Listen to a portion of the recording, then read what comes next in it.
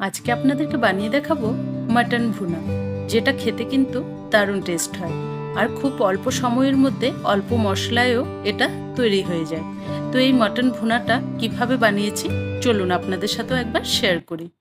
নমস্কার বন্ধুরা, আমি সুজাতা, আপনাদেরকে সুজাতাস কিচেনে অনেক অনেক স্বাগত।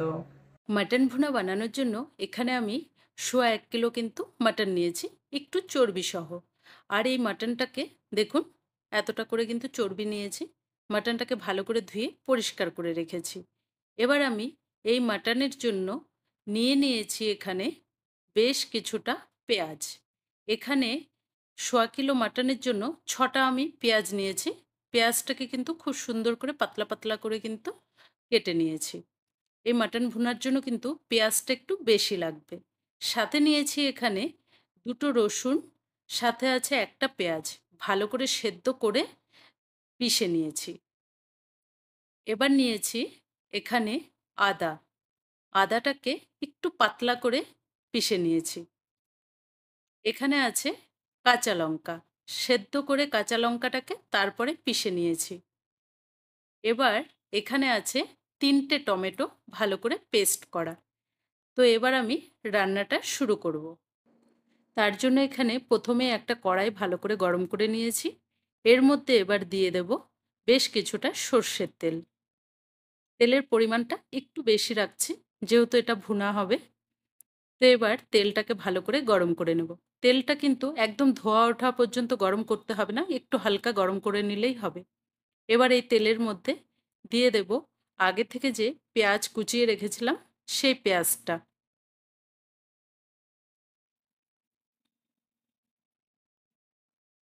পেঁয়াজটাকে এবার ঠিক ভালো করে ভাজতে হবে। পেঁয়াজটা কিন্তু এই মাটন ভুনার জন্য একটু বেশি দিলে মাটন ভুনাটা খেতে কিন্তু দারুণ টেস্ট হবে। তো পেঁয়াজটা যতক্ষণ না একটা বাদামি কালার আসে ততক্ষণ কিন্তু ভালো করে পেঁয়াজটাকে ভেজে নিতে হবে। ভালো করে নেড়ে দিচ্ছি। তেলের মধ্যে কিন্তু এখন কোনো কিছু দেইনি, প্রথমেই পেঁয়াজটাকে ভালো করে কালার আসা পর্যন্ত ভেজে নেব। এবার দেখুন, পেঁয়াজের কালারটা একদম কিন্তু গোল্ডেন কালার হয়ে গেছে। ঠিক এভাবেই কিন্তু ভাজতে হবে পেঁয়াজটাকে। এবার আমি এর মধ্যে দিয়ে দেব গোটা গরম মশলা, যার মধ্যে আছে একটু এলাচটাকে ফাটিয়ে দিয়েছি, 2 টুকরো দারচিনি আর 3-4টে লবঙ্গ। গরম মশলাটা পেঁয়াজটা ভাজার পরে দিলে কিন্তু ফ্লেভারটা বেশি ভালো আসবে, আর গরম মশলাটা কিন্তু পুড়বে না। এখন আরও কিছুক্ষণ ভালো করে গরম মশলাটা দিয়ে কিন্তু ভেজে নিয়েছি। এবার এর মধ্যে মাটনটা দিয়ে দিচ্ছি। পেঁয়াজের সাথে মাটনটাকে কিছুক্ষণ ভেজে নেব। পেঁয়াজের সাথে যদি মাটনটাকে এভাবে ভাজা হয় তাহলে কিন্তু মাটনের ফ্লেভারটা খাওয়ার সময় কিন্তু খুব ভালো লাগবে। পেঁয়াজ আর মাটন ভালো করে একটু কষে নেব। 2 থেকে 4 মিনিট ভালো করে কষলেই হয়ে যাবে। ফ্লেমটা কিন্তু এখন হাই রাখতে হবে। হাই রেখে ভাজলে কিন্তু মাটনটা বেশি জল বেরোবে না।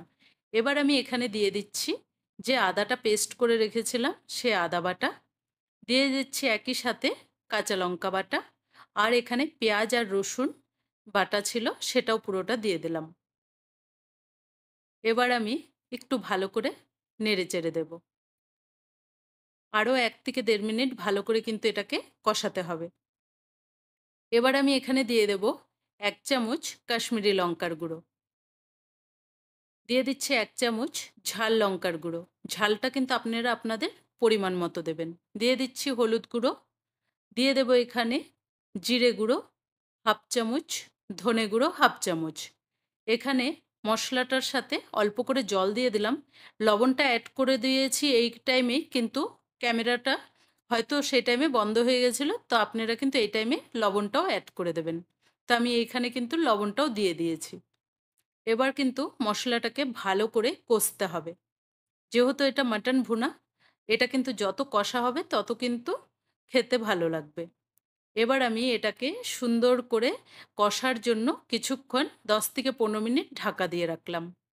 10 থেকে 15 মিনিট ভালো করে ঢাকার পরে দেখুন কি সুন্দর কালারটা কিন্তু উঠে আসছে, আর তেলটা কিন্তু ছেড়ে আসছে। এভাবে কিন্তু অনেকক্ষণ করে কষাতে হবে। মাটনটা যত ভালো কষা হবে মাটন ভুনা কিন্তু খেতে ততটাই টেস্ট হবে। ভালো করে এটাকে আরও এবার ঢাকা ছাড়াও 2 থেকে 3 মিনিট কষিয়ে নেব। এবার আমি দিয়ে দেবো এখানে যে বেটে রাখা টমেটোটা আছে সেটা দিয়ে দিচ্ছি। এবার টমেটোটা যতক্ষণ না কাঁচা গন্ধ যায় ততক্ষণ কিন্তু আরও টমেটোটার সাথেও মাটনটাকে ভালো করে কষতে হবে। এবার আবার কিছুক্ষণের জন্য ভালো করে ঢাকা দিয়ে দেব, ঠিক 10 থেকে 15 মিনিট। এর মাঝে কিন্তু একবার একবার করে নেড়েও দিতে হবে, আর গ্যাসের ফ্লেমটা কিন্তু মিডিয়াম রেখেছি। এভাবেই কিন্তু ভালো করে করে কষতে থাকবো। আর এই মাটন ভুনাটার মধ্যে কিন্তু কোনো জল যাবে না, যেহেতু এটা মাটন সেদ্ধ হতে একটু টাইম লাগবে। তো ভালো করে কষতে কষতে বারবার করে কিন্তু এরকমভাবেই কষাতে হবে যতক্ষণ না সেদ্ধ হচ্ছে। 50%-এর মতো সেদ্ধ হয়ে গেলে চাইলে কিন্তু উপর থেকে অল্প করে গরম জলও দিতে পারেন।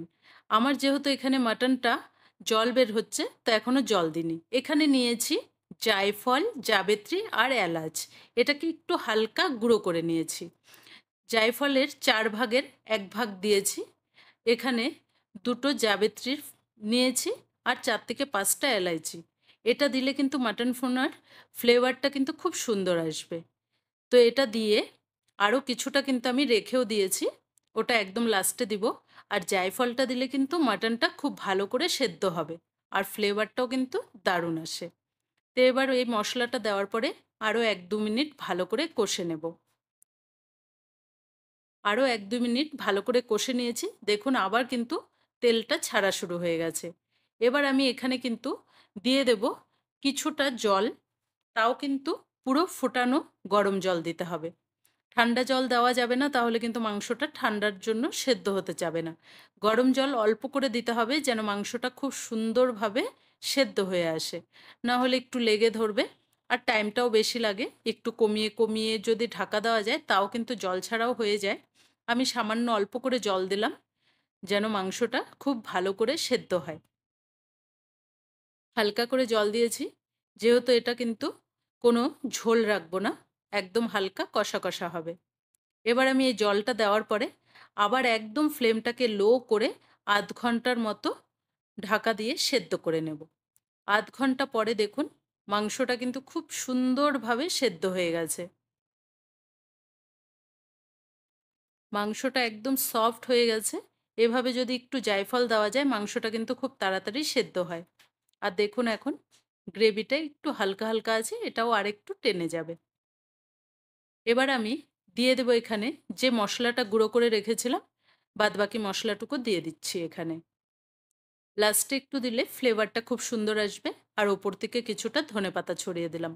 তাহলেই কিন্তু দারুণ টেস্টি একটা মাটন ভুনা আমাদের একদম রেডি। এবার আপনাদেরকে প্লেটে ঢেলে সার্ভ করে দেখাচ্ছি মাটন ভুনাটা কেমন হয়েছে। এটা কিন্তু খেতে দারুণ টেস্ট হয়। ভাত, রুটি, পরোটা যে কোনো কিছুর সাথে কিন্তু এটা আপনারা দিতেই পারেন। যাকেই দেবেন সে কিন্তু আপনার প্রচণ্ড প্রশংসা করবে। আর এটা কিন্তু খেতে কিন্তু দারুণ টেস্ট হয়। তো আজকের এই মাটন ভুনা রেসিপি আপনাদের কেমন লেগেছে কমেন্ট করে কিন্তু অবশ্যই জানাবেন। যদি ভালো লাগে চ্যানেলটাকে একটা লাইক দিয়ে অনেক অনেক শেয়ার করে দেবেন। ধন্যবাদ।